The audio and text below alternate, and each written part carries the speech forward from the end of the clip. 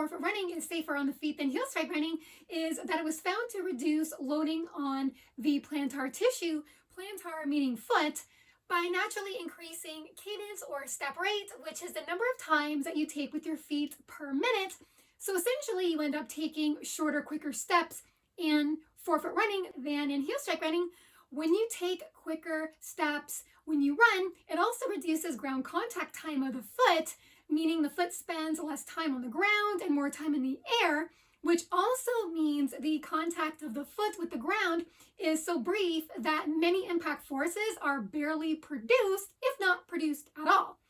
Even better, it's not just plantar loads that get minimized in forefoot running via increased step rate. There's also less physical stress and mechanical strain on the foot as well, because again, when step rate is higher, ground contact time of the foot is reduced, and since foot-ground interaction is more brief, there's also less time for abnormal foot motions and postures like overpronation to occur. Case in point, a 2014 study in the journal Orthopedic Biomechanics, which is linked down below this video in the description box, investigated the effects of running foot strike pattern on risk factors that cause foot injuries and found that forefoot running significantly reduced overloads to the foot due to increased step rate as compared with heel strike running. The researchers found that the increases in run cadence reduced total foot contact time, which reduced peak force and pressure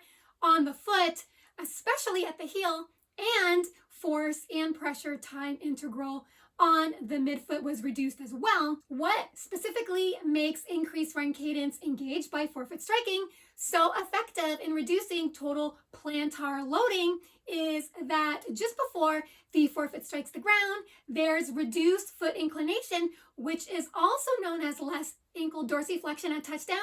This means that the front of the foot points up less and is either parallel with the ground or is slightly pointed down at the ground prior to landing. For one, this posture of the foot upon touchdown reduces forefoot slapping on the ground since the front of the foot isn't winding far back and then slapping down hard onto the ground like it does in a heel strike landing. When the foot rolls heel to toe, the forefoot smacks down really hard onto the ground after heel strike, which increases loading on the forefoot. The forefoot smacking doesn't happen in forefoot running because the reduced foot inclination at landing allows for a much smoother and softer placement of the foot onto the ground. Secondly, the reduced foot inclination at landing also makes the knee joint slightly bend at landing, which is incredibly important because the coupling of forefoot striking with the accompanying knee bending at landing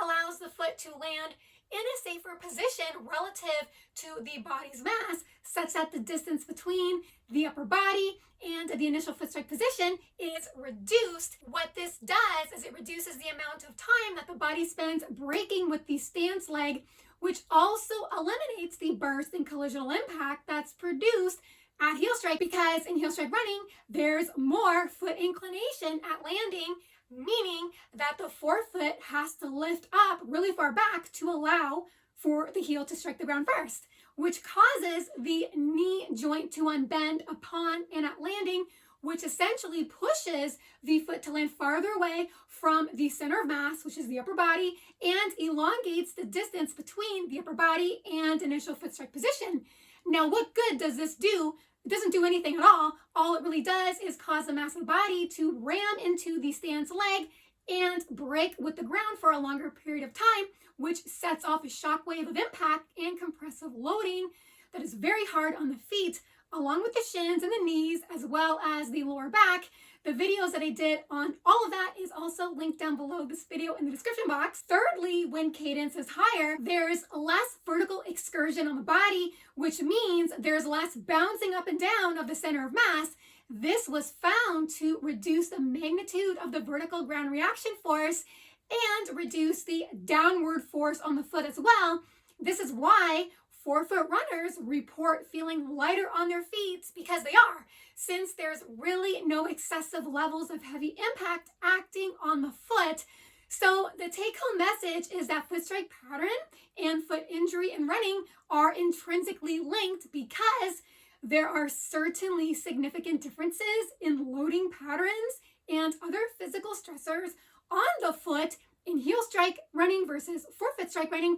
and that forefoot running does a better job at bringing down damaging impacts on the foot by directly controlling other stride parameters that do more to lighten the loads on the foot than heel strike running. Hope you've enjoyed this video. If you did, feel free to hit the thumbs up button as well as the subscribe button if you haven't already.